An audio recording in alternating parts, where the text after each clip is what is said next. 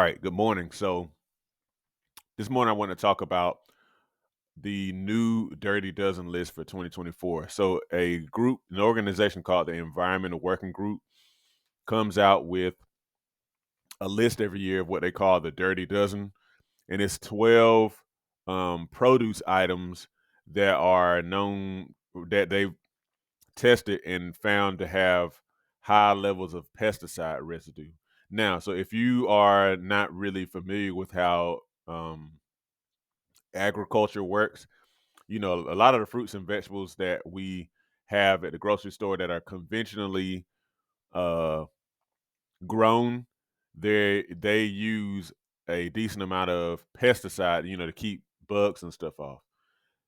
And it does keep the bugs off, and it keeps our vegetables and fruits from getting holes in them and stuff like that. But the same stuff that kills the bugs and repels them and whatnot can a lot of times end up in our bodies, because maybe they're not cleaned off all the way, or there's inevitably going to be more pesticide residue left on there. Now, so this Dirty Dozen list is a list of produce items that are known to have very high levels of pesticide based on their testing and how these things are grown and whatnot. So I wanted to talk about this stuff a little bit, and I also kind of talk a little bit about how we here in my home kind of have worked around this kind of stuff. So anyhow, here is the Dirty Dozen list. So you have strawberries, spinach, kale, collard, and mustard greens, grapes, peaches, pears, nectarines, apples, peppers, so bell peppers and hot peppers, cherries, blueberries, and green beans. Okay, so I eat about at least half of those regularly. So strawberries, well, it depends on if they're on sale. I eat spinach a decent amount. I eat a lot of greens, a lot of grapes, a lot of apples, a lot of bell peppers and hot peppers. And then the other stuff, I mean, I eat a decent amount of green beans, rarely eat blueberries. We're growing some.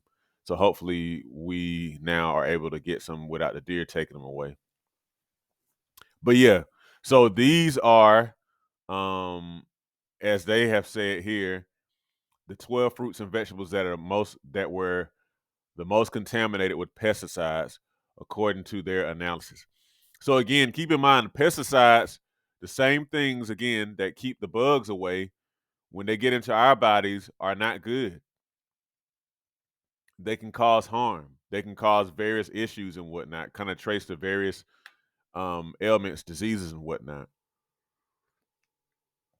So you kind of have to be mindful of that. You have to be. Now, they also have another list that they call the Clean 15. And the Clean 15 are fruits and vegetables that had the lowest amount of pesticide residue, according to their analysis. Specifically, their analysis of what information that the USDA puts out.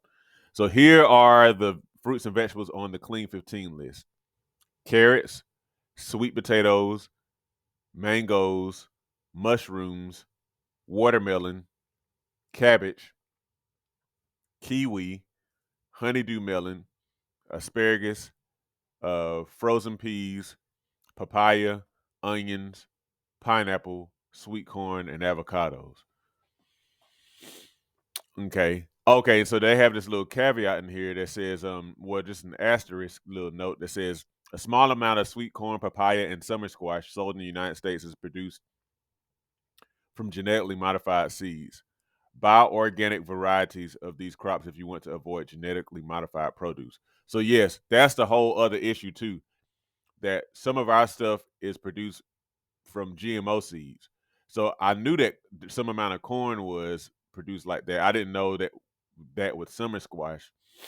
Even though I'm not surprised, because when I try to grow regular squash here at home, that is one of the most attacked plants by pests, um because those squash vine borers will go in there and they'll suck the plant dry. But anyhow, I'm saying that to say, I guess that's why people do GMO for the squash, because they use pesticides on those, and then genetically modified keeps the plant from dying from the pesticide.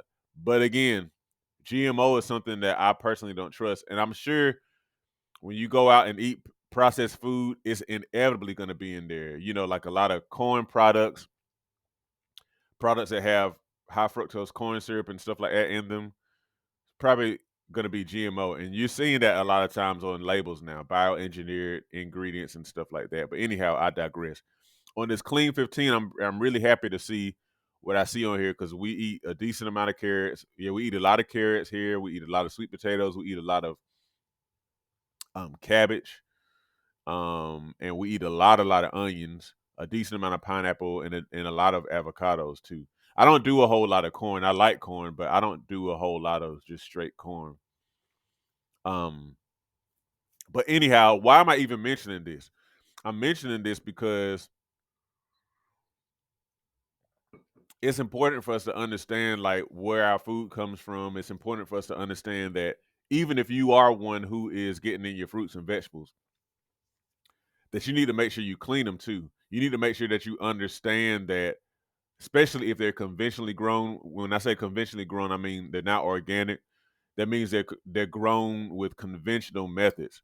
So among those conventional methods are the usage of pesticides, and we're not going to even get into the fact that conventional soils a lot of times are kind of depleted because they use synthetic fertilizers that mainly emphasize nitrogen, potassium, and phosphorus, which are important for growing vegetables, but they're not the only things that vegetables need from the soil.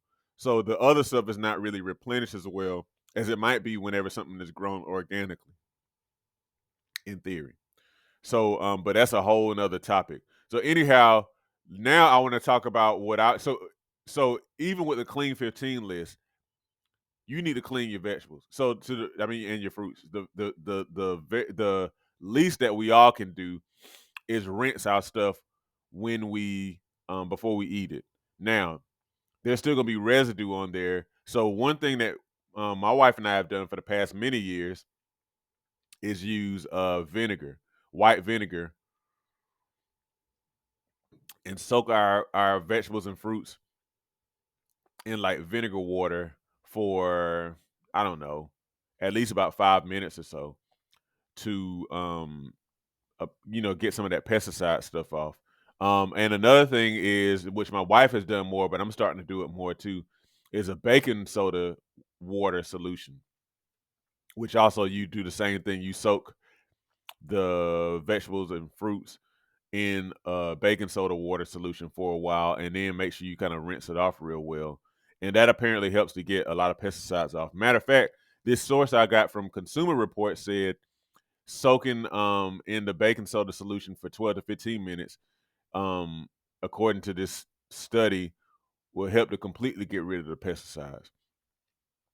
So saying that to say, we always got to know what we're putting in our bodies, and if you can, whatever you can get off of that stuff, just don't gloss over the fact that we still do have pesticides on our foods and stuff like that.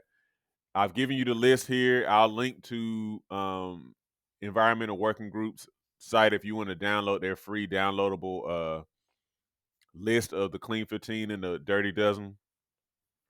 But either way, even if it's on the Clean 15 list, clean your vegetables. And then also, if you can, especially with the Dirty Dozen, they tend to recommend that you try to like definitely buy those organic.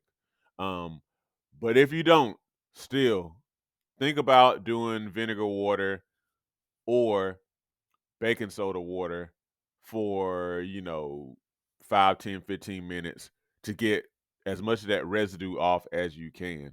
Okay, because it's all about us taking care of ourselves, and it's not just eating your fruits and vegetables, also making sure that they're clean and that kind of stuff. Okay, if this was helpful, make sure you like this video and make sure you stick around for my morning coffee little chats, if you will. Now I'm gonna kind of go ahead and move on to whatever else I have going on and finish my coffee. Y'all take care.